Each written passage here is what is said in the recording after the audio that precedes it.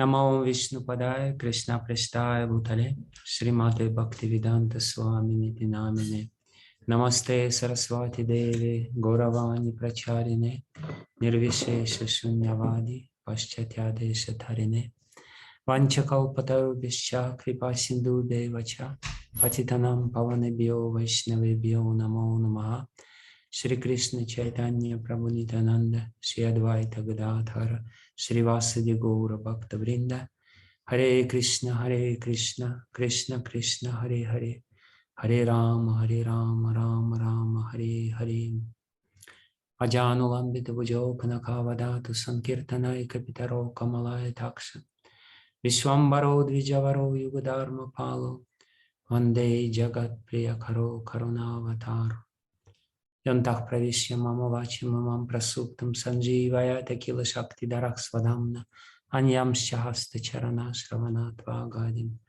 Pranannamo Bhagavate Purushaya Tubhyam Svasyastu Vishwasya Kalach Prasidatam Dayantu Bhutani Shivam Vithodya Manaschapadram Bhajata Tadoksaje Aveshyatam Naumatir Hatvyahaitu Kim.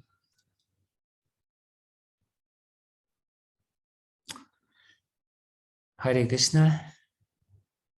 I am very happy to see all of you, those whom I can see, and to see the names of those whom I cannot see. Yeah, we would request everyone to put their videos on so Maharaj can make eye contact with us, with everyone can see their faces. Please. Yes. Hare Krishna. Yes. Yes. Yes. Some people are joining. Yes. Aziza. Okay. Hare Krishna. Terasa. Hare Krishna. Hare Krishna, Gurudev, please accept my humble obeisance. So large to show Prabhupada. Where is Manasa Chandra? Yeah, she couldn't join, unfortunately. Okay. I'm really sorry about this, but yeah. Well, I don't have any particular plan. We can talk about the questions which you asked. We can talk a little bit about Gaur Purnima. I don't know if you happen to see my lecture in English on Gaur Purnima, which was the day before yesterday in the morning in English. If not, we can talk a little bit about this topic before we start answering the questions. Or otherwise, I'm at your service. You know, just do whatever you like with me. I'd be happy to be the puppet. It's like, like Ramananda Roy when he was speaking with Chaitanya Mahaprabhu. Chaitanya Mahaprabhu was asking him some questions, and Ramananda Roy was saying, you know, I'm just your puppet. You are making me speak, so I'm expecting the same happen. In this case, I will be happy puppet answering your questions or your inquiries or your whatever. So whatever you wish, we can speak a little bit about Chaitanya Mahaprabhu since he just appeared. Holy Purnima was just here with us. Or we can speak about anything else. Yeah, that's fine, Maharaj. I heard your class, interestingly enough. It was 3 o'clock here in the morning on Gaur Purnima. But I was very fortunate to be able to wake up early and hear your class. And then it finished just before I went into Mangalarati, the temple. You can speak on the class because it was a brilliant topic. And I don't think many have heard it present here today. And then maybe we can then ask our questions. You have some questions written, but I haven't got questions from everyone written down. This is just some of the questions were submitted prior to the meeting today, and some of the other devotees may have questions to ask you today directly like that. May I know who happened to listen my class on Gaur Purnima, because maybe some time after you happen to listen or not? I realize that not everyone is. Those who have listened to the class from Maharaj, please raise your Prabhu. hands. Only 2 people have listened. Okay. I was halfway through it. So. Oh, Brindi Kumar as So well. we'll just talk in a free way. I'll just give some little ideas. I definitely will not repeat the whole class. I just say how Sri Chaitanya Mahaprabhu, I will repeat the main idea of this class, that it is actually only through Chaitanya Mahaprabhu we can understand the real meaning of Srimad Bhagavatam. It may sound like an exaggerated claim or overly fanatical claim of some people who are, developing some sense of superiority towards others, and claiming that only they are in touch with the essence of one of the most brilliant philosophical treatises, which is the Vedic literature, which is admired by practically everyone overboard.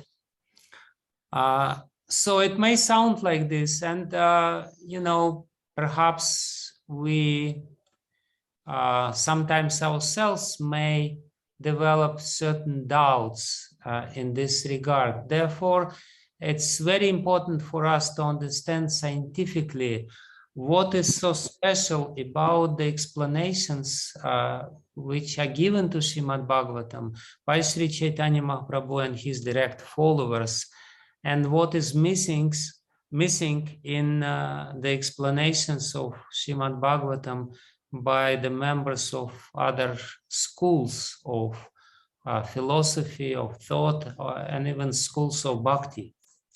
Because there are at least 39 existing classical commentaries on Srimad Bhagavatam. Srimad Bhagavatam is very unique in this regard. Very few scriptures in India are so popular. For example, among Puranas, only Vishnu Purana was commented upon, and perhaps there is 2 commentaries on Vishnu Purana. One is famous by Sridhar Swami, and no other Puranas was even commented upon. Srimad Bhagavatam is unique in this regard, that everyone is trying to explain the subtleties and nuances of Srimad Bhagavatam. And some of the subtleties and nuances you're asking in your questions. And so many brilliant commentaries were written, in Madhva Sampradaya itself. There are 3-4 famous commentaries for the whole Srimad Bhagavatam, besides Vijayadvaja Tirtha, which Srila Prabhupada used in his work on Srimad Bhagavatam. There are some other commentaries, I think Yadava Raja или Yadava commentary on Srimad Bhagavatam, and some other. In Sri Sampradaya, Viraraghava Acharya was commenting, and there are some impersonalistic commentaries on Srimad Bhagavatam as well. Of course, Vallabhacharya wrote his commentary. So why do we claim this? Why it is so important for us to follow the explanation of Srimad Bhagavatam by the followers of Sri Chaitanya Mahaprabhu? What is so special about this explanation? Because if we take verse by verse, we sometimes may see that there are more elaborate explanations coming from some other sources. Some other commentators, they sometimes have brilliant points about the depths of intended meaning of this verse or that verse. So what is so special? In our Sampradaya, we have, of course, Vishwanath Chakravarti Thakur, who was explaining the whole Srimad Bhagavatam verse by verse. Srila Jiva Goswami before him wrote Krama Sandarbha, he wrote Sat Sandarbha, which is also commentary on Srimad Bhagavatam topic-wise. And a few acharyas of our Sampradaya wrote or commented on the 10th canto. Sanatan Goswami and Jiva Goswami and Baladev Vidyabhushana commented on the 10th canto. And there is Vamsidhar in his Vamsidhari commentary. He follows very closely both Sridhar Swami and Vishwanath Chakravarti Thakur. And he explains very beautifully Sridhar Swami Tika on Srimad Bhagavatam. So this is our commentaries. Again, my question is, what is so special? Are we right in our claim that Sri Chaitanya Mahaprabhu revealed something? So in gist, the answer which I would like to share with you about this, which we have to understand very clearly, is that other people, great as they are, great philosophers, great pandits, great knowers of Sampradaya, they commented on the philosophy of Srimad Bhagavatam in a very brilliant way.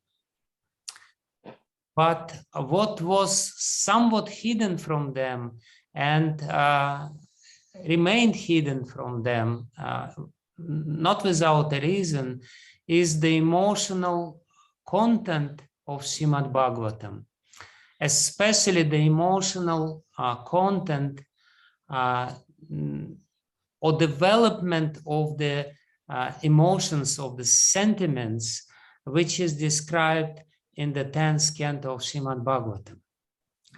Why it was hidden? The reason is very simple. The reason is twofold. The first reason is that Shukadev Goswami himself didn't explain this in a very direct manner. He only hinted on this inner development of the sentiments.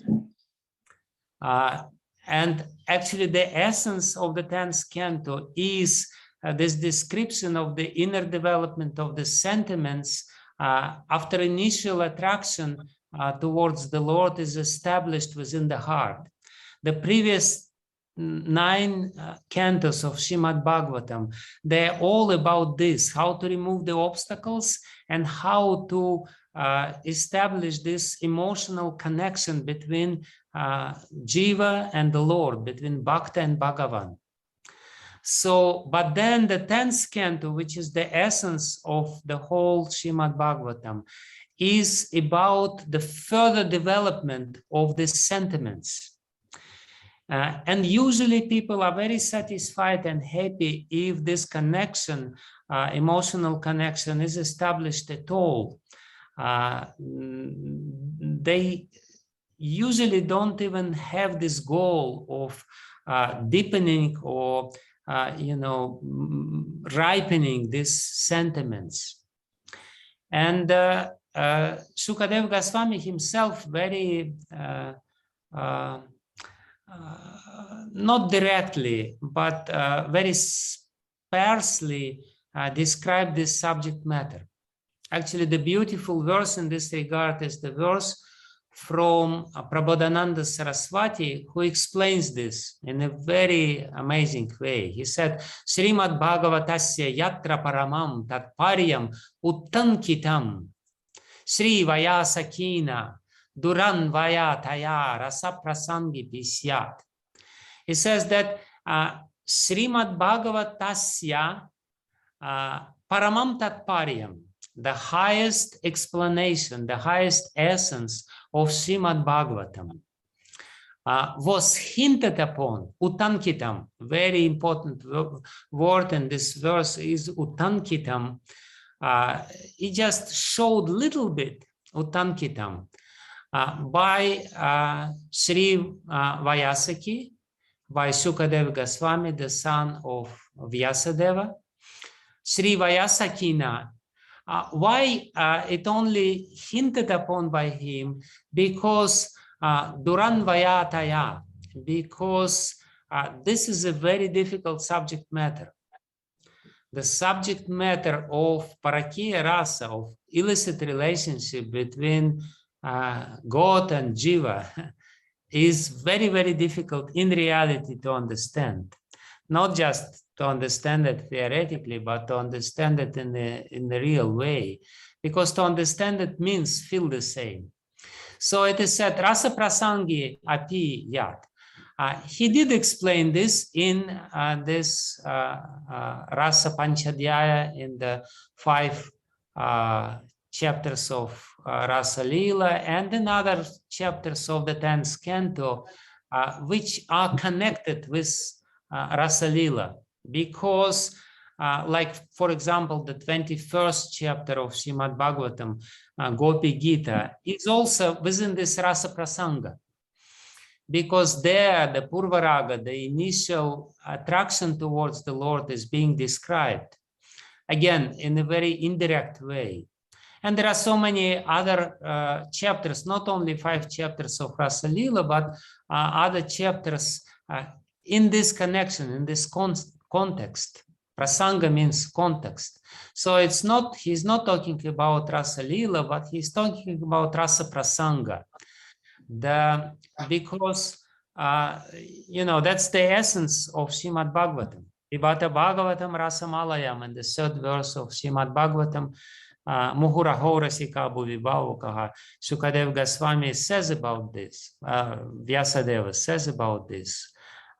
Just drink this nectar of rasa, which is there. And this nectar of rasa is primarily in the 10th canto, because the previous cantos are, again, just to remove the obstacles for us to understand really this rasa prasanga.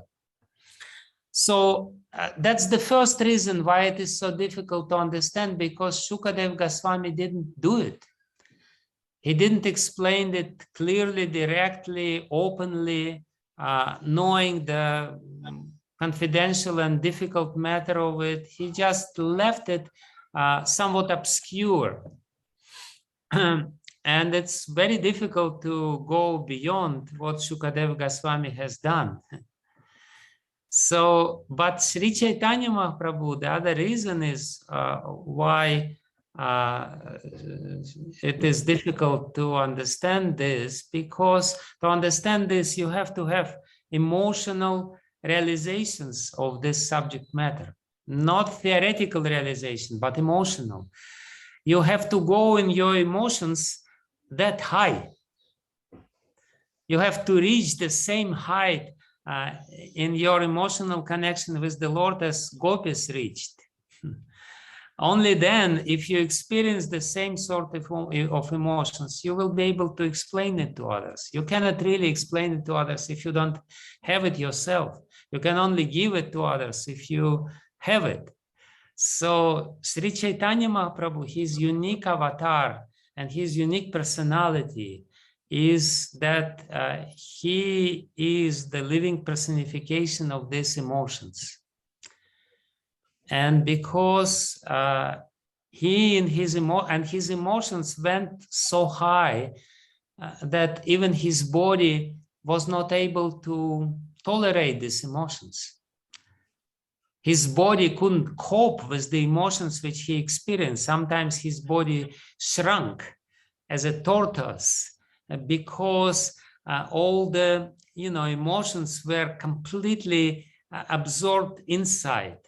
And because all these emotions went inside, all the limbs of his body went inside. On another time, his body became elongated, like 3, 4, 5 meters. I don't know how 10 feet or whatever feet was there. So again, because of these emotional things, the transformations were so unusual. We don't hear that Viraragava Acharya had these emotional transformations. With all due respect, I mean, this is not to say anything like in negligence to him, but it's just a fact that the emotional experience of Chaitanya Mahaprabhu was out of this world. And therefore, he was capable of conveying or explaining this emotional content of specifically 10th canto of Srimad Bhagavatam to his direct followers like Rupa Goswami and Sanatana Goswami, and of course Raghunath Das Goswami. And they, in their writings and in their own experience, they reproduced this because Sri Chaitanya Mahaprabhu not only experienced it himself, but he also explained or opened the door for his followers to have similar experience. Maybe not the same because, it's too high, but at least to have some glimpse of what it means. So this is two reasons. Why? One first reason is that Shukadeva Goswami himself was somewhat shy to explain this, especially because he was talking in front of so many people, and some of these people were not really in tune with these topics. To glorify the illicit relationship between gopis and Bhagavan, it is very bold, because in conservative Vedic settings, where Shukadeva Goswami was talking, or where even Chaitanya Mahaprabhu was conducting his pastimes, it was not possible, even a few hundred years back, for propagating Parakiya Ras, you could go to prison. It was legally, it was illegal. It was a criminal offense to propagate, for us people, products of Kali Yuga, where, everyone is glorifying illicit relationship between male and females. It's a little difficult to understand, but you could go to prison for this. And here we have Shukadeva Goswami speaking, and naturally he is a little shy. And then Chaitanya Mahaprabhu comes, and he's not shy. He's bold, because he has this full scale of emotional experience, which he wants to share with everyone. Anarpita charim chirat karuna avatirna kalo, samarpaitam unatojval rasam svabhakti shrim. That's the purpose of his avatar. He is giving something which was not given for a long time. Samarpaitam unatojval rasa svabhakti shrim. He is giving this wealth of bhakti towards himself, svabhakti shrim. And not only bhakti, but Ujjvala rasa, unnata ujjvala rasa svabhakti shrim. And unnata ujjvala rasa svabhakti shrim means parakiya rasa, nothing else. This special, very intense, emotionally very intense component of the, or type of relationship between Jiva and Bhagavan. So that's in gist what I was trying to explain in this talk on Gaur Purnima. And in the second part of this verse, which we already quoted, Prabodhananda Saraswati says this: Yadradharati keli nagara rasasvadaika sadbhajanam tadvastu prathanaya gaurava loke avatirno harihi. Harihi, Lord Hari himself, he avatirnaha, he made his appearance, he came down to this world, loke avatirnaha harihi, Gaurava Pusha, in this body of Gaura, tadvastu prathanaya, to expand on this matter. Which matter? Very important matter. Radharati keli nagara rasa asvada eka sadbhajanam. What does it mean to perform bhajan? Not just bhajan, but sadbhajan, real bhajan, internal bhajan, by relishing asvada, eka, only this rasa. Which rasa? Radharati keli nagara. The rasa of the intimate pastimes between Radha and Vrajanagara Krishna. Rati Keli means very intimate connection between Radha and Krishna. So for that, to explain what does it mean to perform this type of bhajan, which is of course too high for us, but still on Gaur Purnima Day we have to understand that this is the purpose of his, real purpose of his appearance in this world, to explain and to give people access to this sort of bhajan, to this sort of worship of the Supreme Lord, the eternal worship of the Supreme Lord in this Parakiya mood. Radha Rasa Rati Keli Nagara Rasa Svada Eka Sadbhajanam Tadvastu Prathanaya Gaurava Pusha Lake Vatirna Harihi. So that was the in gist what I was trying to say. Taking advantage of this Gaur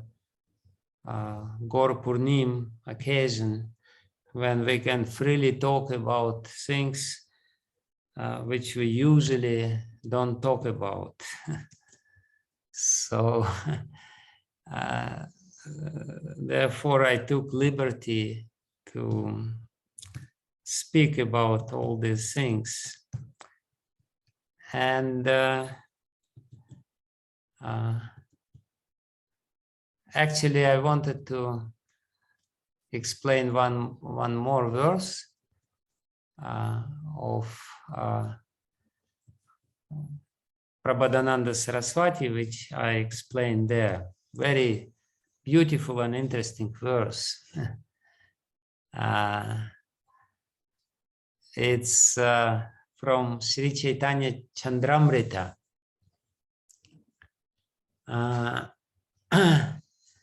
So beautiful verse, as all verses of Prabodhananda Saraswati. Are Mudha, he says, oh fool, Are Mudha, Gudham Vichinuta Harer Bhakti Padavim. My dear fool, says Prabodhananda Saraswati, you please, Vichinuta. Vichinuta means you please seek, you please try to find Harer Bhakti Padavim, this stage of bhakti towards Hari. Are Muda Gudham, Gudham Vichinuta. Very Gudham means very secret, very confidential. Try to find this secret. Hare Muda Gudham Vichinuta Harer Bhakti Padavim. Daviyasya Drishtya Api Parichita Purvam Muni Ganai. Please try to find this stage of Bhakti, Bhakti Padavim, towards Hari, Harer Bhakti Padavim, which previously, Purvam, Muni Ganai, was sought by the many saints and sages. But even though they tried to find it, they couldn't find it. Aparichita, Purvam Muni Ganai. So this whole thing doesn't make any sense, because he says, "O fool, try to find this type of bhakti which was not found by the previous sages, by the previous philosophers, very wise people." So does it make any sense? And then he says, again, very beautifully, "Na vishrambas chite yadi yadi cha dorbalyam dorlabhyam," sorry, not dorbalyam. "Na vishrambas chite yadi yadi cha dorlabhyam ivatat." And if you think that, and if you don't have any vishramba, any faith in your heart, chitte, yadi, if you don't really believe that this can exist, or if you don't really believe that you will be able to achieve it, dorlabhyam ivayatat, if you don't believe that this exists, this high elevated stage of bhakti exists, or you think it's too difficult for you to achieve, then parityaja asesham vrajjata saranam gora nagaram.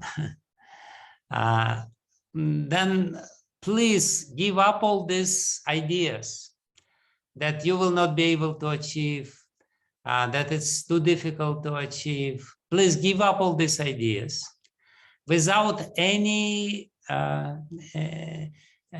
remnants of it, just to the end. Just give up all these ideas till the minute, so that you are completely free from these misconceptions. Parityaja asesham, totally, completely. Vrajjata. And what you should do, you should go and ask Gauranagara, Sri Chaitanya Mahaprabhu, about your shelter, to give you shelter. Vrajjata Saranam Gauranagaram. And then, even though you're Muda, and basically, Prabodhananda Saraswati is addressing all of us, even if you are full number one, you still will be able to reach this stage which the sages of the past could not reach. If you are connected with Gauranagara, with Sri Chaitanya Mahaprabhu, and understand his mood, because by serving Sri Chaitanya Mahaprabhu, we will be in sync with his mood. We will be synchronized with his ideas and emotions. And in this way, we will be able to understand the emotional content of the 10th canto of Srimad Bhagavatam. Basically, because what is, again, I told a little bit during my class, that this 10th canto of Srimad Bhagavatam, in this Rasa Prasanga, it explains how the bhava of the gopis gradually becoming more and more condensed. From the first glimpses of Purvaraga, when they just saw Krishna for the first time and developed some attachment, till the fully blossomed bhava or prema during, after Rasa Lila, even when they performed Rasa Lila and then had to separate again. And this separation with Krishna was totally intolerable. because you can separate, you can tolerate the separation with somebody before the meeting, but after the meeting, when you really experience the sweetness of the meeting, it's very difficult. So that's the whole idea of the 10th canto, how the 10th canto gradually takes us through the stages. But nobody explained this. Nobody explained this. Nobody really gave this sort of explanation. They just missed it. Why they missed it? Because they didn't have the instrument, the tool for understanding this, the emotional expertise of understanding all these hints given by Shukadeva Goswami, how gradually this bhava becoming more and more intense. So, and therefore, if we really meditate on Sri Chaitanya Mahaprabhu, then only we will be able to understand Srimad Bhagavatam. Without that, we may have some intellectual understanding, we may know some slokas, we may know a lot about Srimad Bhagavatam, but we will not be able to enter the mysteries of Srimad Bhagavatam without Sri Chaitanya Mahaprabhu, his guidance and his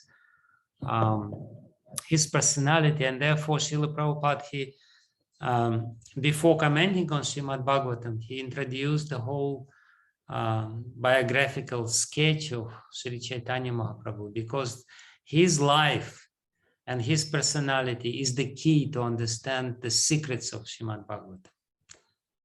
So that's in essence what I was saying. Would you like to then proceed with the questions, Maharaj? Yes, as I said, I will like to do what you like me to do. Maybe you can answer the questions that I sent you prior to the day. Sure.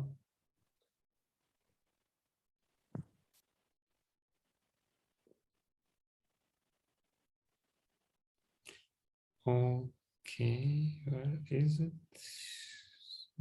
Here. Yes.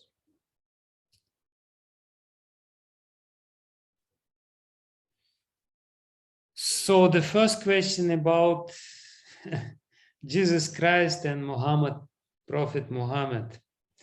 And Srila Prabhupada writes in the purport to the 2nd canto that two powerful devotees of the Lord, Jesus Christ and Prophet Muhammad. My question is, why is Jesus and Prophet have been given such a high status, whereas Shankaracharya wrote Jagannathashtakam, Govindashtakam, Krishnashtakam, Bhaja Govindam, etc., and never referred as a devotee, and rather quite derogatory in status? No, it's not like this.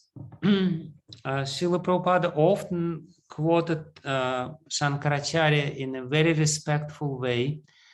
His favorite quote of Shankaracharya was Narayana Paro Vyaktat, that Shankaracharya in his commentary on Bhagavad Gita, he admits that Narayana, the personality of Godhead, is transcendental even to the Avyakta. He is beyond the material energy and everything else, and even beyond this impersonal conception. Because Narayana Paro Vyaktat means literally that Narayana is higher than Avyakta. And Avyakta usually in philosophical terms means impersonal Brahman. So Prabhupada oftentimes was saying that he is a Kripta Vaishnava, he is hidden Vaishnava, and in his devotional bhajans, he did express to the fullest extent his devotional sentiments. And of course, Bhaja Govinda, Bhaja Govinda, Bhaja Govinda, Muda Mate, Sampraptasane Hite Kale Nahi Nahi Rakshati Dukrin Karane. You know, it's the most famous verse of Shankaracharya. Unfortunately, it's very interesting. His followers, Shankaracharya's devout followers, even while taking these verses, which are undeniably very devotional and you know, glorifying bhakti over the path of jnana, like this Bhaja Govinda verse, it's very clear. How do they interpret these verses? For example, this particular verse, Bhaja Govindam, Bhaja Govindam, Bhaja Govindam, Mudamate. I don't know how widely spread this interpretation, but at least I read in some of the explanations of his followers, they say when Shankaracharya says Bhaja Govindam, he doesn't mean Govinda the Lord. He means Govinda, his guru. Oh, fool, just worship Guru Govinda Pada and in this way go beyond this personal manifestations and achieve the highest stage of Kaivalya. So that's how they are trying to interpret. Why? Because they want to make Shankaracharya's teachings consistent with his philosophical exposition of Brahma Sutra, Bhagavad Gita, and of course his brilliant commentaries on Upanishads. He did write, I mean, amazingly brilliant commentaries. There's no doubt about it. I little bit compared his commentaries with commentaries of others. They are much more elaborate and absolutely brilliant, no doubt about it. But and his main essence of his message is there in these philosophical works, and these bhajans are not being taken seriously by his followers. We as Vaishnavas, of course, take it seriously and we say he is Kripta Vaishnava, he is great. And Prabhupada, you know, Prabhupada himself said that, you know, you should chant Jagannathashtakam. Prabhupada himself said that this is the bona fide prayer to Lord Jagannath during the Jagannath Ratha Yatra. So Prabhupada did give credit to Shankaracharya in this regard. Why he glorifies Prophet Muhammad and Jesus Christ? Because they are very famous in the world, because they are famous bhaktas who propagated, you know, some sort of worship of the Supreme Lord all over the world. You know, he gives them credit because they do have credit, because they spread this, you know, distorted forms of Krishna Bhakti, but still they did spread it in a very difficult situation. You know, we know Jesus Christ was crucified for being, you know, so devotional, so devoted to God. It's something unheard of in the Vedic culture. So they did this very difficult task. Therefore, Prabhupada glorifies them, but he also gives due to Shankaracharya. But, you know, again, main message of Shankaracharya is the impersonal understanding. And because we don't agree with this message, therefore, when it comes to, you know, to measure the effect of impersonal philosophy upon people, we're a little skeptical, because people, you know, as it is explained in Chaitanya Charitamrita, people take this impersonal philosophy as an excuse to basically enjoy in this world. They're not, the Hrit Parivartan doesn't take place, the heart does not change radically, they don't become devotees. I mean, we ourselves don't become devotees, but at least we're trying and we understand that it's good.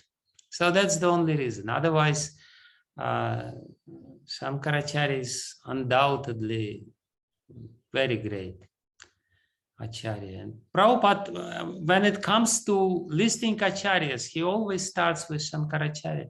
He says all Shankaracharyas, all Acharyas, including Shankaracharya, Ramanujacharya, Madhvacharya, except Krishna is the Supreme Personality of Godhead. Narayana Paro Vyaktat.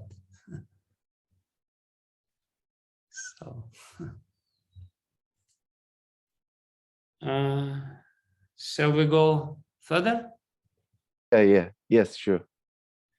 So question number 2, Maitreya Muni is a great sage and was given the knowledge of Bhagavatam by Parashara Muni in Sankarshana Parampara. Yet Uddhava says that Krishna gave him confidential knowledge seemingly specifically for Uddhava, or for Maitreya maybe. Why was this the case? Srila Prabhupada also says in the purport that Maitreya Muni must have carried out devotional service to hear from the Lord before his leaving the earth is apparently contradictory, as Maitreya Muni has already heard Srimad Bhagavatam in the authentic parampara. Yeah, it's very much connected with the with my introductory talk. You know, you may hear Srimad Bhagavatam from very bona fide parampara, but when Krishna starts explaining to you Srimad Bhagavatam, you undoubtedly will understand something which you didn't understand before.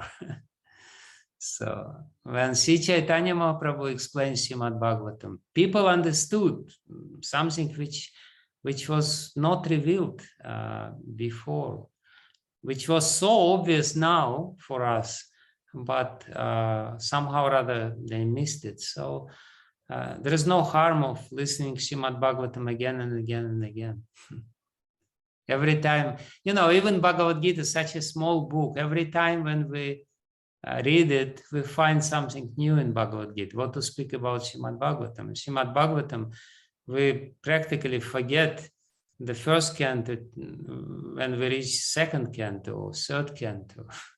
And when we read third canto, we forget everything, including ourselves. And, and so there is no harm of listening Srimad Bhagavatam, hearing Srimad Bhagavatam again and again and again. Maitreya Muni knew this. It's inexhaustible.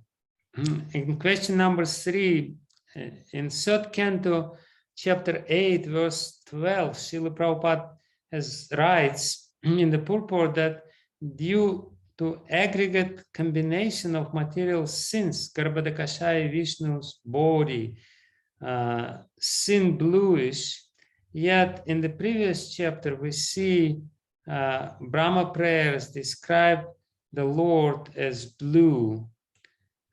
Please give some clarity. You know, when it comes to the Lord, and especially explaining him, whatever explanation is given, we should understand it in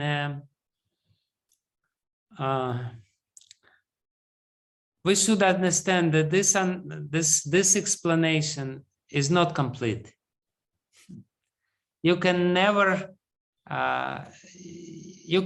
explain the Lord, especially his form, his color, his attire, in a complete way, because this is all mystery. In the 10th chapter of Bhagavad Gita, Krishna explains in the beginning that nobody knows me because I am Adi. Aham Adir Hidevanam Maharshayah. Among the great rishis, great munis, and great demigods, I am the original. They don't know me completely. So these descriptions are given, and different acharyas and different, in a different context, different descriptions of Lord's, hue, bodily hue is given. only for us to meditate on this, to concentrate on this, but it's not, you can say that this explanation is exclusive and exhausting and the other explanation doesn't have place. All the explanations are there and they're all valid, and this is for us to meditate. Yes, you may say that Garbhodakashaya Vishnu contains all the karmas of living entities, and therefore his body became little bluish. But you may also say that his body is bluish because this is the color of Sringar Ras, and because he is in this mood of Sringar, of loving sentiment, therefore he is blue. And you can say that one explanation contradicts the other. They're all valid. That's the power of the Lord to reconcile all the contradictions. So that's his power. Yeah. Viroda Bhanga Shakti. He reconciles all the contradictory statements. Okay. So then Prayojan Das asks a question. In the separation of your direct service, how can I relate whatever service that is I am involved in at the manner so it can be blessed and dedicated to Guru Mahāraja and still feel connected to him? So, dear Prayojan Prabhu, I see your smiling face.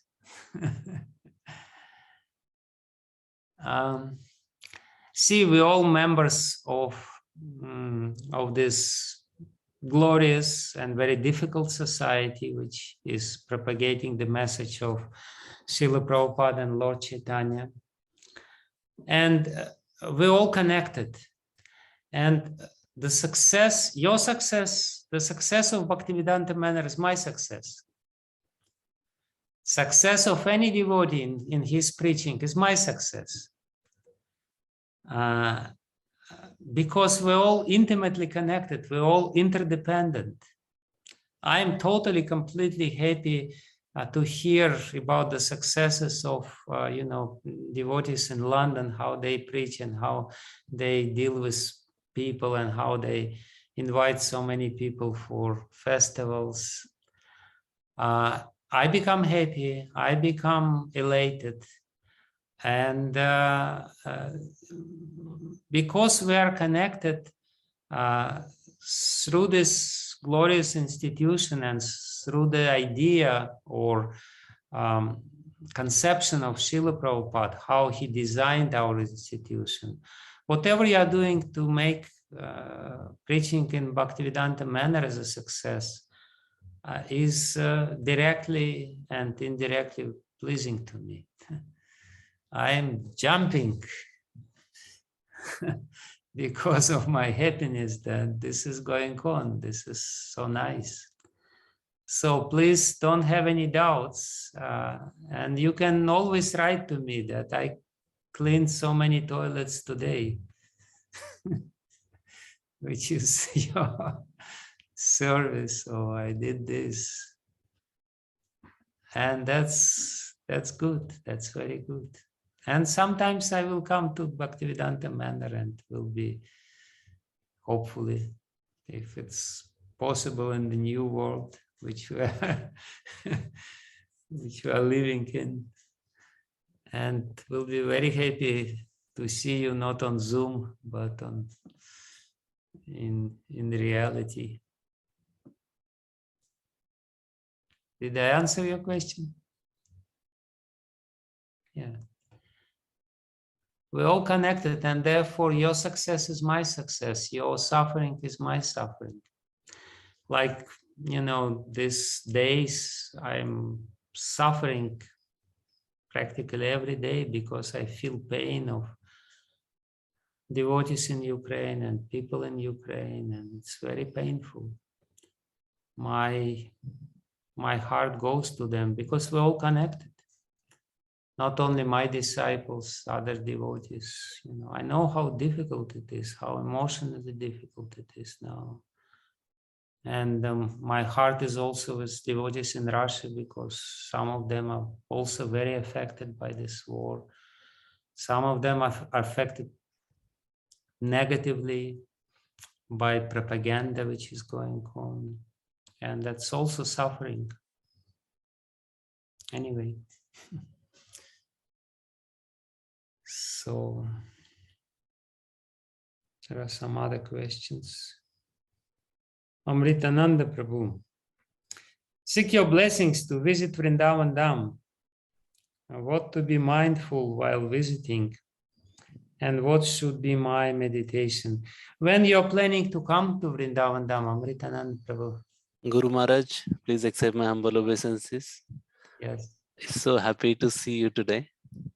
I feel I'm very much connected with you these days through Pramana lectures, because every week we are hearing, studying your lectures, and we are discussing with all the God brothers end of the week.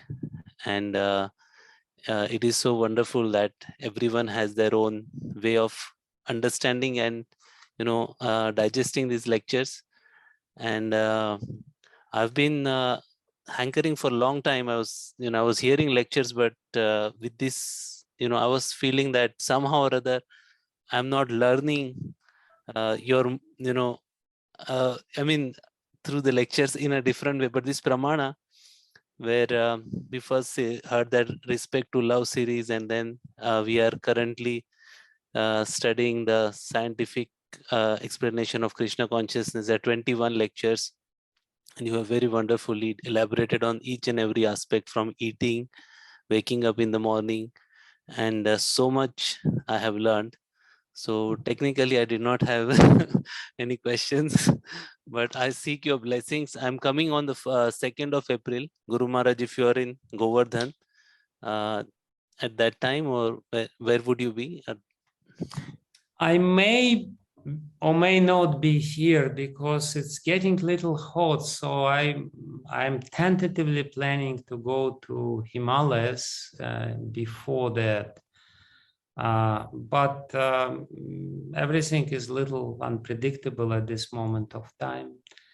But I may not be here. But if I'm here, I will be very happy to see you. Thank you, Guru Maharaj. So your question was what to be mindful about, or what, just try to basically, you can only understand the holy dhams through those people who live in the holy dham, while coming in contact with them, serving them. So try to serve those people who live in the dham, especially who live deeply in the dham, like your favorite devotee Yamuna Jivana Prabhu, and other people like him. So chanting in the morning 2 hours with full attention. While doing Govardhan Parikram, can I hear the pastimes and chant at the same time? I mean, if you chanting your rounds with full attention in the morning, and then you chant some additional while hearing pastimes, it's okay. Usually it's not so good to mix different processes of devotional service, because but if really it's coming from the heart, then it's possible, because we can see the example of Krishna Priya Thakurani, who was chanting the holy name constantly, even during the lecture, and she in this way invoked the anger of the Kathakar, speaker of this Katha. But that's a different story. But it's possible, if it's spontaneous. But while you are chanting in the morning, please don't mix it with other processes.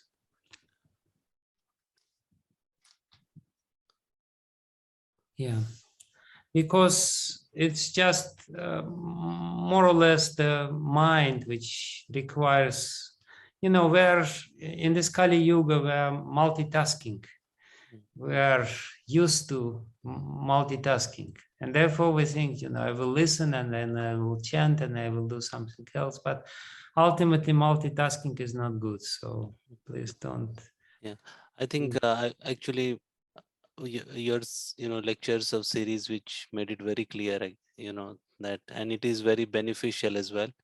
I find a big difference when attentively chanting early morning and focusing on a holy name. And you mentioned like rhythms in the morning, which we have to connect our heart's rhythm. So Guru Maharaj, thank you so much. I'm very happy. I wanted to introduce a couple of devotees from our Sangha, and thank you for speaking about Chaitanya Mahaprabhu, because currently we have started reading Chaitanya Charitamrita every evening, 1 hour, 45 minutes from condensed version. So we've from Purna Prajna Prabhu's, I think, condensed version of Chaitanya Charitamrita, and we have a Friday class. We finished Bhagavad Gita and now we are studying Nectar of Instruction. But during the weekdays, we are reading Chaitanya Charitamrita, and your class was, very inspiring to all of us. So we have Surya Prabhu, Dev Prabhu, and Shelja Mataji. They have joined from our Sangha. Very sincere devotees. They are chanting 16 rounds minimum for some time. They are on their spiritual journey, seeking for shelter of a spiritual master. So I thought they would be benefited by your association, just to they are hearing your lectures as well. So they have joined us today. Thank you. So it's Surya Prabhu and Shailaja Prabhu and Shelcha Mataji. Yes. And Dev Prabhu. Okay. Thank you. Very happy to see you. Your microphone is muted. You're saying something, but I'm really sorry. I was just conveying my humble obeisances, and it's our blessings to to have your darshan today. Okay. Okay. Very good. Thank you, Guru Maharaj. Actually, Sailja Maharaj, she's got few questions. She wanted to ask them after the session, if possible, because they are personal. She thinks others may not benefit from hearing the answer. Sure. All right. Sure. Okay. Thank you. I have one question. You are muted now. Yeah, sorry. I have one question in the chat from Kushi. If Kushi likes to ask a question directly on the microphone, or shall I read it? You can ask maybe directly, Maharaj. Yeah, please. Hare Krishna Maharaj, my humble obeisances.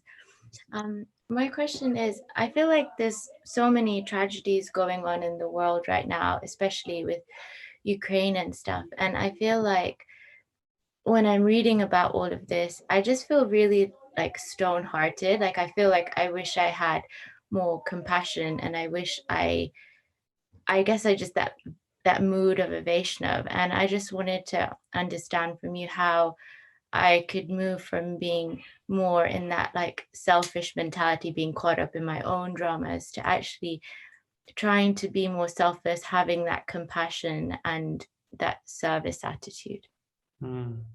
Thank you.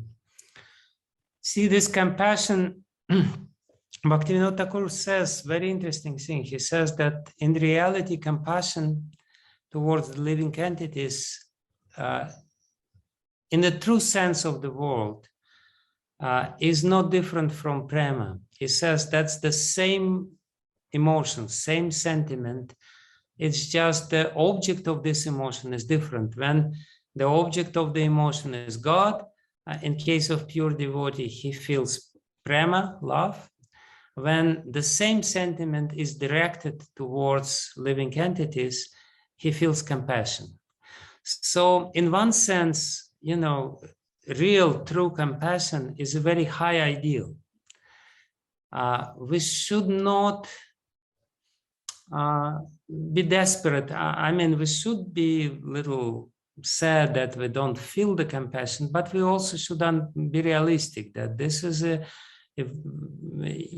we're talking about the real compassion, it's a very high sentiment.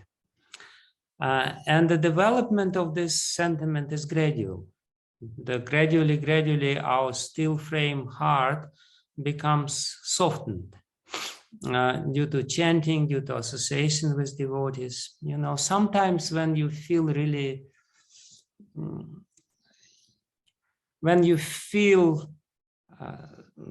elated by this process, by chanting, you may feel that you're connected with other living entities and you want to make everyone happy and you're just but that's rare moments.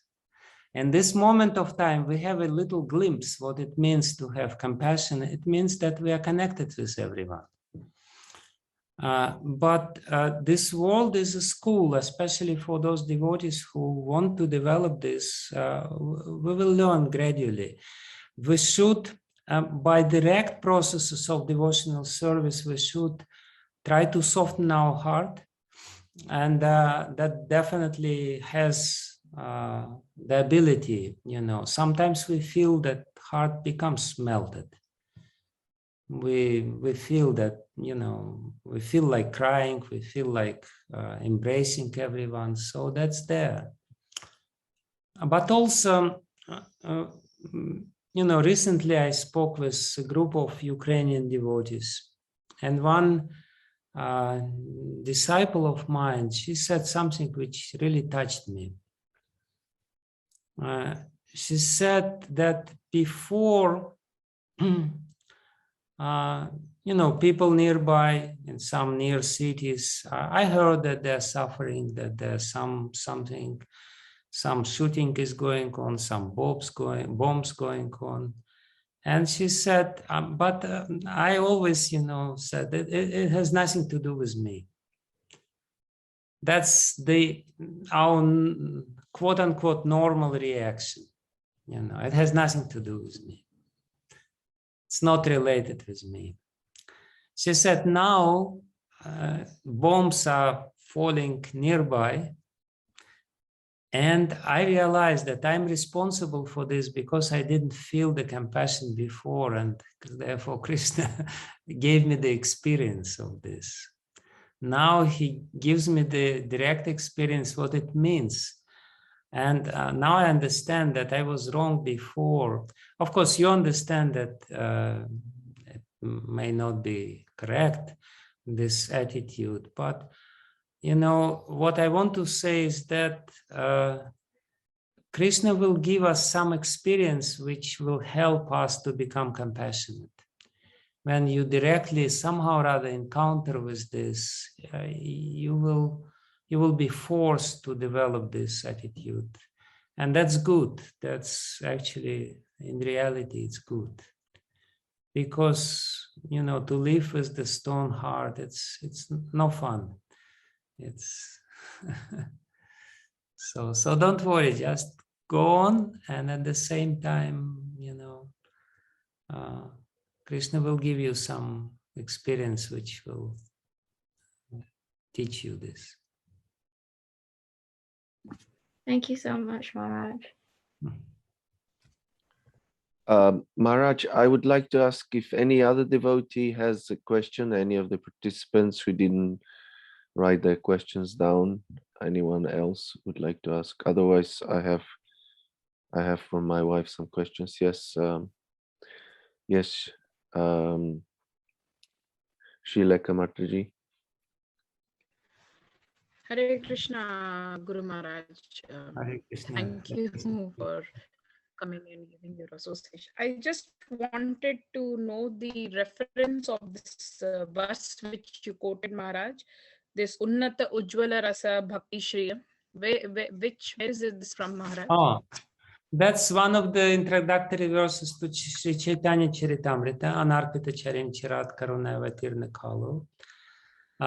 It's included by Krishnadas Kaviraj Goswami in the Mankala Charana of Chaitanya Charitamrita, and explained This verse is explained elaborately in the 4th chapter of Sri Chaitanya Charitamrita, 4th of Adi Lila. Initially, this verse, Anarpita Charim Chirat Karuna Avatirna Kala, is taken from Vidagdha Madhava. That's also Mangala Charana Shloka of Vidagdha Madhava of Rupa Goswami. Rupa Goswami composed this verse. Thank you. Thank you, Guru Maharaj. Thank you.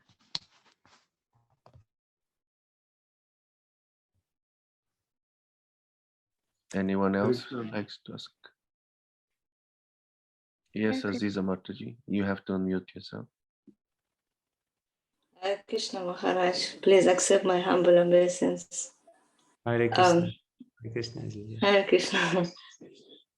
Thank you for your time, Maharaj. Just I want to know about when are you planning to visit UK? And then recently, my mentor, she passed my documents to initiation groups, and I'm waiting the recommendation letter. And I would like to ask you about the initiation as well. When are you planning? My initial plan was to come this summer because, as far as I know, COVID restrictions are lifted in UK. I don't know what is reality, but that's what I heard. So I was planning to do this, but since then this war started, and that changed my plans. I was planning to go to Russia for some time in June and maybe in July, or sometime in July, because July was more or less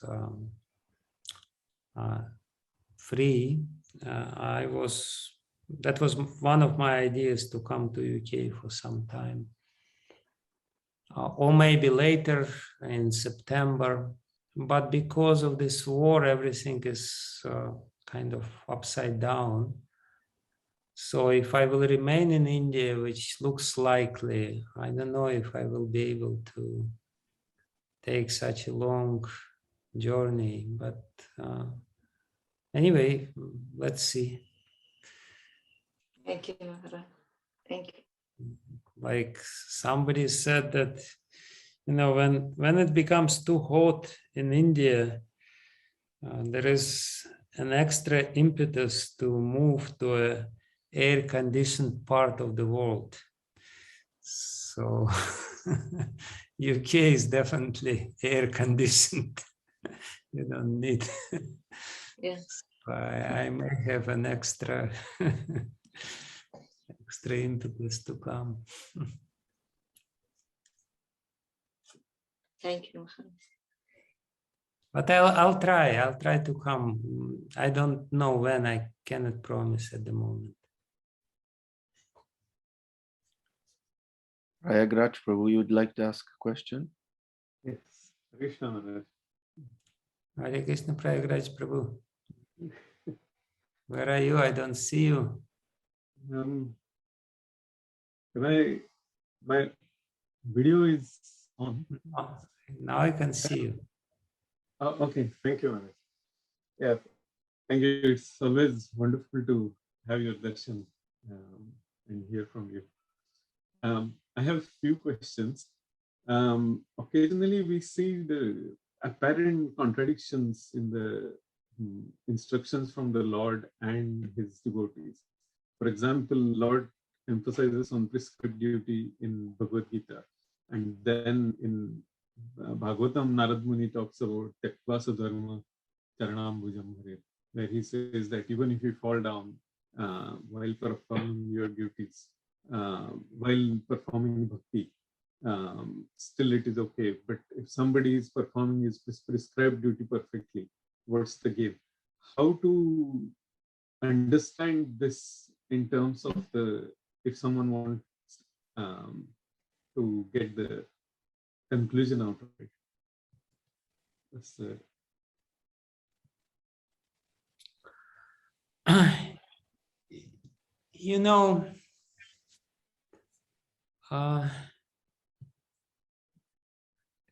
there is no contradiction. The contradictions are apparent, and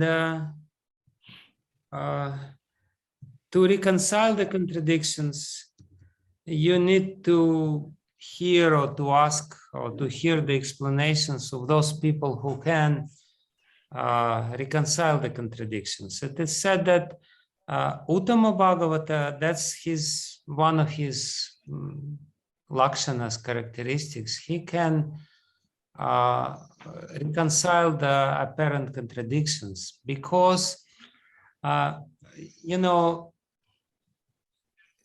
it's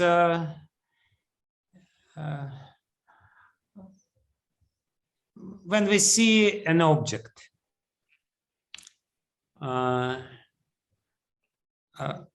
we may describe this object in a certain way, and we will say that this part of this object is higher than that part of this object.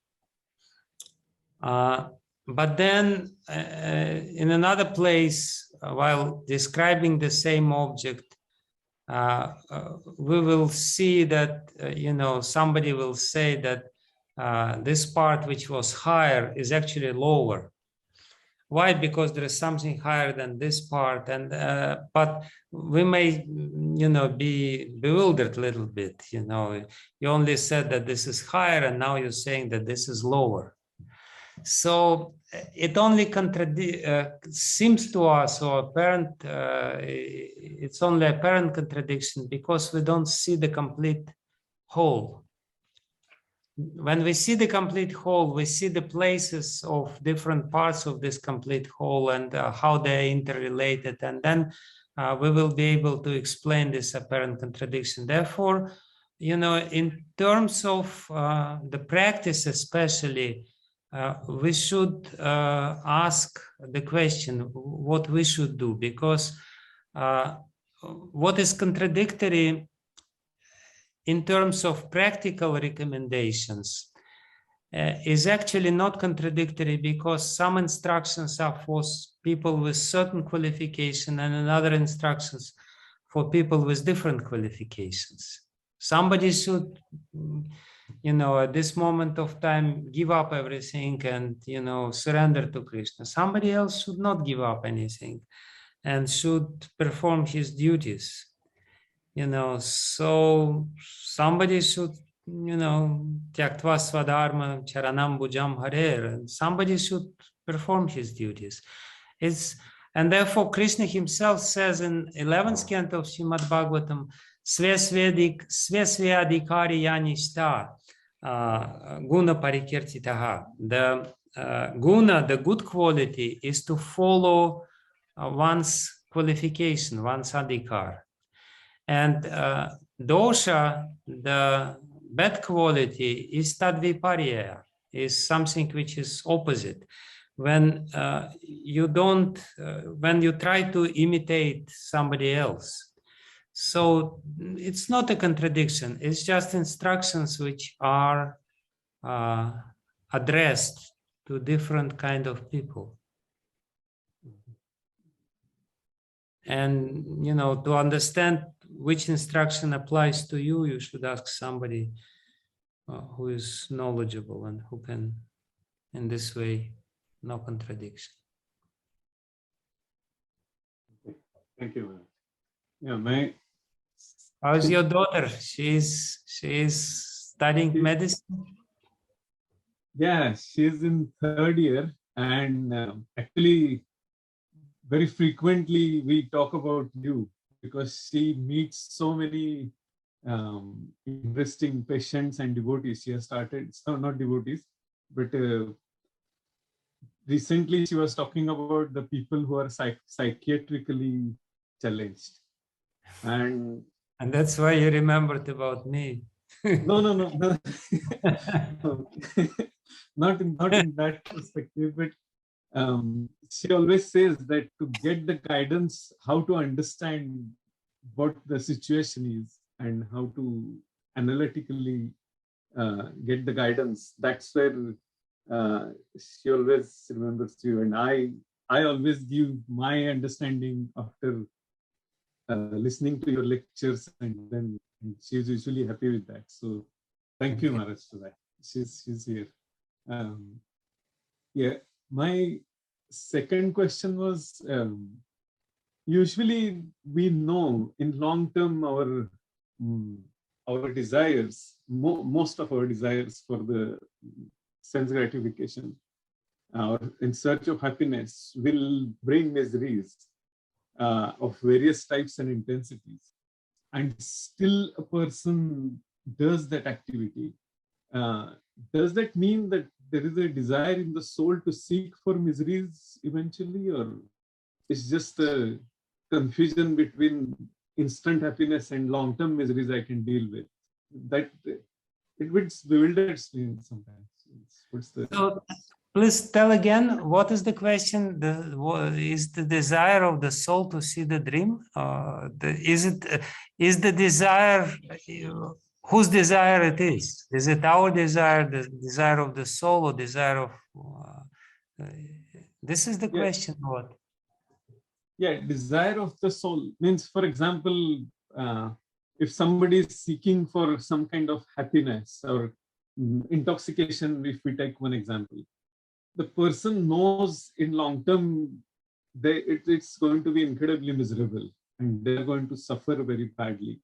But the chapala sukha, instant happiness, it takes over, and still the person commits that, knowingly that there is a misery. Does it mean that the person is actually seeking the misery, or there is a kind of bewilderment in the happiness I will get, but doesn't matter, I may not get the misery? So that's the confusing bit, which we, and the same question actually came from my daughter as well. Yeah, you know, there is an need, as Prabhupada puts it, we are pleasure-seeking living entities. The need for happiness is very intense because it's a part of our nature.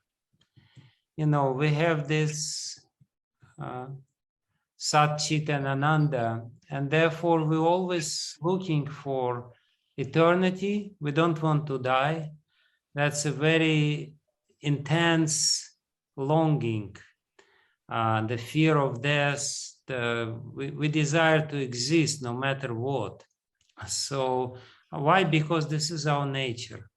There is not less strong desire to be conscious, to know, to experience different things, because we are, you know, we by nature, we are conscious, and consciousness means interacting with the objects of this world, experiencing them, and that's a very strong urge within us.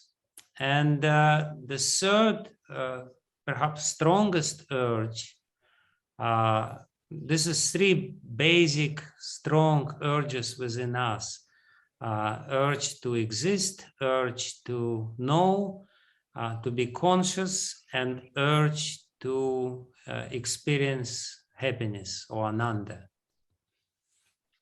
Because that's their nature, our nature. And because we have such a strong urge, like why people have mirage. Mirage is a result of their very strong desire to drink. And therefore, when they see something through the lens of this desire, even though it's not water, for them it looks like water, because our vision is very much connected with our desires. So, you know, because we have such a strong desire to enjoy, such a, you know, strong urge and passion to enjoy, then when we see something which looks like enjoyment, when we experience something which has some little semblance of enjoyment, then we become very much attracted by these things. Like the deer is attracted by this, you know, some sort of illusory movement of the air, which he thinks is water. There is no water there, but because he wants water so much, he projects this water into this image which he sees, and he thinks that what he sees is what he wants. In the similar way, because we are so much, because we so much want to enjoy, when we see something which remotely connected with enjoyment, we think this is the enjoyment. That's how the mirage appears. And therefore the, you know, Vedic literature is there to say, to warn us that there is no water in mirage. There is no happiness in this flickering, you know, images and, you know, appearances of the world. Happiness is there. We're entitled to be happy, but this experience of mirage is because of our strong urge and projection of our desire into this material reality, because unfortunately we don't have access with the inner reality where the real happiness is, and therefore we are trying to find happiness here as much as the deer is trying to find water in the desert when the desert is not there. But if desire was not there, he would not have this mirage. So that's the point. Did I explain this? Difficult? Yeah, it does. Yes, it does. But at the same time, we know there is a misery for sure, and still we cannot control, or we cannot use our intelligence to control our desires. That is quite bewildering. The design itself is a bit bewildering. See, if you really understand this in a very experiential way, that there is a misery, you know, what happens when we experience some suffering or misery, which is a result of this so-called enjoyment, we kind of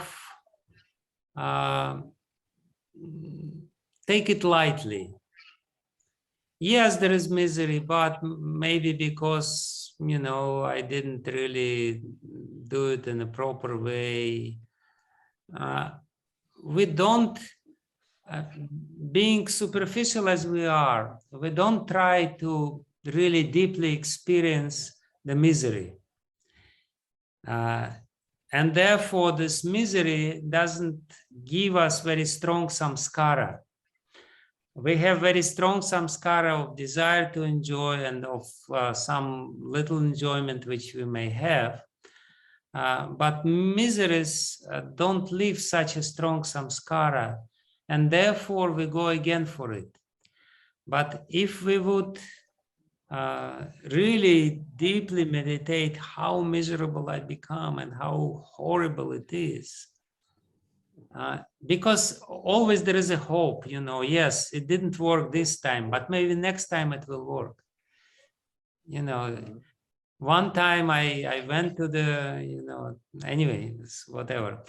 So because this hope always forces us to take miseries lightly, and it kind of hypnotizes us and say, yeah, no problem, this time it didn't work, but it may work next time, let's try it again. After some time, when I become a little more, when the effect of misery is evaporated. And because we are so hopeful, you know, that's also a fact. we don't remember our miseries. Everyone can confirm it. You know, we experience something and we say, oh no, never again, oh, it's so bad. And, you know, few weeks later, you know, you again forget everything and you again try to enjoy. Isn't it? This is, we have very short memory for miseries. And therefore we repeat the same stupid things again and again and again. Maharaj, this is so wonderful. You have guided us. I will be able to explain it to my daughter, to her question. Thank you very much. That's amazing. I have the next. If this explanation will help your daughter to avoid some mistakes, I would be very happy. Yeah, definitely. Next question is, I have is in our Sangha, in our Menti meetings, we are currently reading the different prayers from Srimad Bhagavatam and discussing that. And a lot of times it happens that Queen Kunti's prayers or Vishnudeva's prayers and any other prayer, every time some or the other Bhagavad Gita verse or the Brajalila verse that comes up. Is that because of we are trying to connect or interpret something in that way, or the actually prayers have that mood and the actual, it reflects? Oh yeah, yeah. In every prayer of Srimad Bhagavatam, there is a seed of Raja Bhakti. So it's very natural. It's very natural. And Bhagavad Gita, of course, being the basic book, is very much there in the consciousness of all the people who are praying there. Therefore, no, it's correct. It's correct. No problem. Nothing wrong. Thank you. One more question I have is sometimes in some of the lectures or some seniors, I came across a statement that out of the three gods, Brahma, Vishnu, Mahesh, the Vishnu is actually not the Supreme Personality of Godhead. He's a Guna Avatar. And that is a bit bewildering because we get different interpretations. So is that correct? Or? It very much depends what you want to stress. Vishnu and Krishna are not different from each other, but at the same time they are different. So they are inconceivably one and different. If we want to stress that Krishna is the Supreme Personality of Godhead because this mood is the Supreme, you know, then it's fine. Another context, we want to stress that, you know, Vishnu is the manifestation of Krishna, and we don't distinguish it. And therefore, Srila Rupa Goswami in Bhakti Rasamrita Sindhu says that according to the Siddhanta, from Siddhanta point of view, they are not different, Vishnu and Krishna, Narayana and but from the rasa point of view, they're different. And ultimately, we as spirit souls, we have permanent connection with Krishna. You know, the Vishnu as Guna Avatar is connected with this world, but we don't have permanent connection with this world. Therefore, our object of worship is Krishna, who is transcendental to this world. Therefore, we're not worshipping Vishnu as such.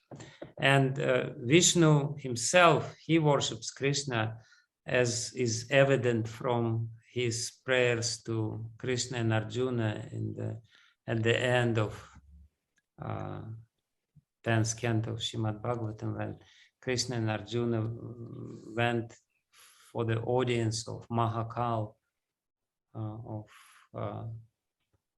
Karandakashaya Vishnu. Thank you, Maharaj. Okay, I guess that's it. We have been already quite a long time together. Very happy. Vrinda Kumari, how are you? I'm really, really well, Maharaj. Really happy to see you. I don't know if it's possible because, yeah, we have been a long time already if at the end, just to take 2 minutes to talk to you, Yes, that would be yes. really good. Sure. So you want what? You want to ask question, or you want something else? Oh, no, not to ask a question, just to talk to you for just 2 minutes about the service, if you have time. And I if see. not, Okay, that's fine. Very good. Yes, fine. Yeah. Thank you, Maharaj. We are looking forward to see you here in UK soon. All right. Service. All right. I just have one humble request at the end. If you could think about helping some Ukrainian devotees in some way, you know, they're in dire need. If you can, you know, join some initiatives, I'm sure there are something in manner or whatever. You know, I'm particularly concerned with one farm which is there in Ukraine, Magdalenivka, near Dnipro. But in any case, just let's think, you know, what could be done, or at least pray for them. It's very important.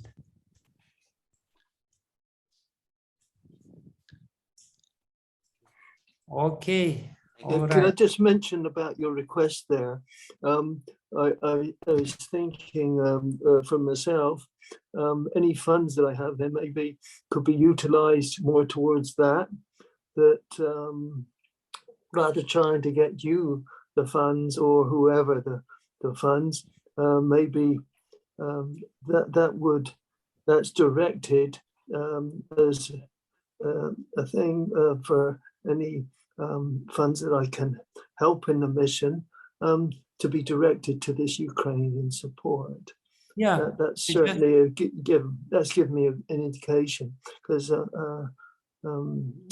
Amrita Nanda was asking me about this, you know, what to do with finance.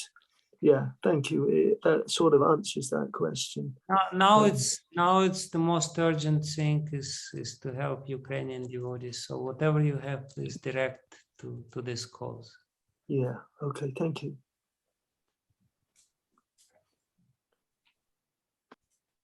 So Bhagadatta Prabhu, so there are two devotees who want to talk to Guru Maharaj. So I think you had a couple of questions as well, isn't it? I do, but perhaps I don't know. There's no time. I don't know. Okay. Yeah, it's kind of late. It's you can always. Yeah, Maharaj, I can forward those questions to you later. Yes. That's actually, it's my wife's, but I had the same queries about the emotions. It's very relevant to the talk, initial talk you gave.